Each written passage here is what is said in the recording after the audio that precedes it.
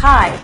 If you grew up watching the Bugs Bunny cartoons like me, then you might have the impression that gravity only works if you walk off the edge of a cliff and look down. But in the real world, gravity is a force that exists among all material objects in the universe and attracts them towards each other. Without gravity, life as we know it on Earth would not exist. The Earth would stop orbiting the Sun and drift in different directions. The layers of the Earth, from the atmosphere to the soil and everything down to the crust, would drift away from the Earth. Even the Moon would drift away. So thank God for gravity. Back when a young Isaac Newton was sitting under an apple tree in his garden and an apple fell on his head, he concluded gravity must be pulling the apple down. But years later, Einstein had another theory. Gravity is not pulling us down, space is pushing us down. Einstein predicted that through gravity, objects actually warp the space-time around them, such that the movement of every object from a human to a supermassive black hole produces ripples in the space-time continuum. He used this analogy to explain it further. Just as a boat sailing through the ocean produces waves in the water, ripples, moving masses like stars or black holes produce gravitational waves, ripples in the fabric of space-time. On February the 11th, 2016, David Reitz, the executive director of the Laser Interferometer Gravitational Wave Observatory, reported that researchers had detected gravitational waves that were created by the merging of two black holes. This is quite an historic detection by all accounts and confirms a major prediction of Einstein's from over 100 years ago. But what's even more fascinating is that the Quran spoke of gravitational waves over 1400 years ago. To more clearly illustrate what these gravitational waves are like, Einstein himself, as well as physics professors and teachers alike, compare the movement of spatial bodies to a child's bounce on a trampoline. And in verse 11 of chapter 86 of the Quran, it is written, "By the heaven which is characterized by its bounce." The Quran swears by this unique characteristic function of the heavens, or space, as we commonly call it, by alluding to the distinct movement, the bounce, produced when heavenly bodies move in space. Now, staying within the gravity family, let's take a look at gravity's younger, lesser-known brother, microgravity. Question for you. When I say the word astronaut, what's the first thing that pops into your head? I'm going to go ahead and guess it's not the word swimmer, right? Because astronauts fly up into space the exact opposite direction from diving into the ocean. But did you know that astronauts have to be really good swimmers?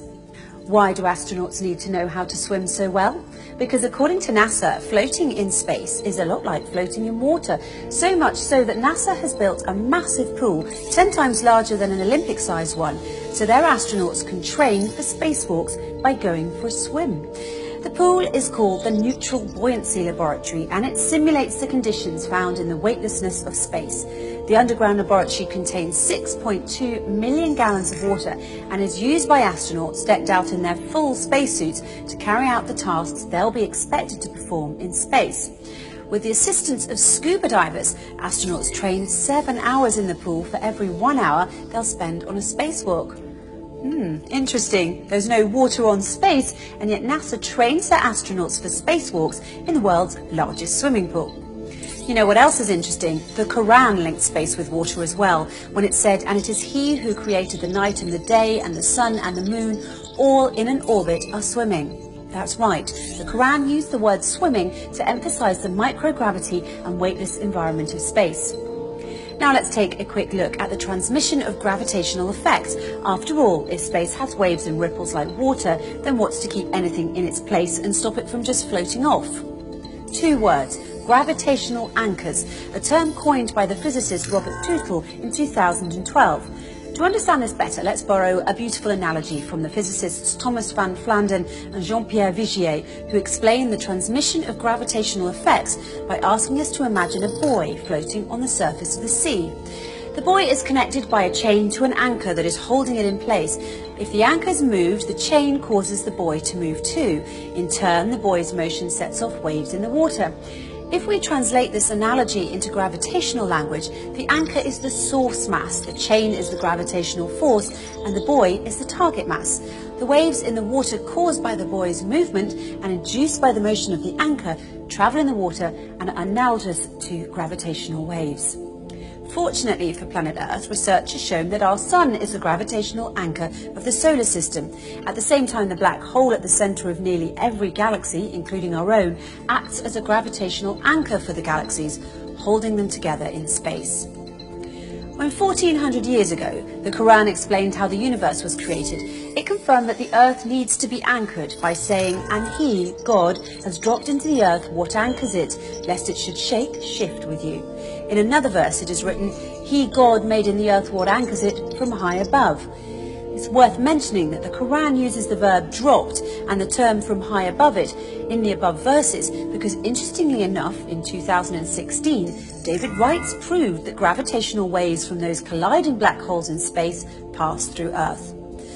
But there are some who would use the concept of gravity to go in the other direction and argue that there is no such thing as God. In his book, A Universe from Nothing, Why There Is Something Rather Than Nothing, Lawrence Krauss says that the total amount of energy in the universe is exactly zero.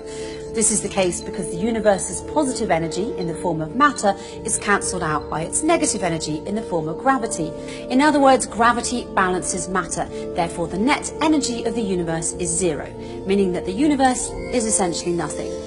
Krauss argues that if the universe really adds up to nothing, then why must we feel compelled to invoke God to explain its cause? Well, don't worry, Mr. Krauss. When you say gravity balances matter, the Quran addresses this too. The Quran points out that what anchors the earth balances everything when it says, "We have spread out the earth and dropped into earth what anchors it, gravity, and caused to grow therein of everything, matter, in due balance."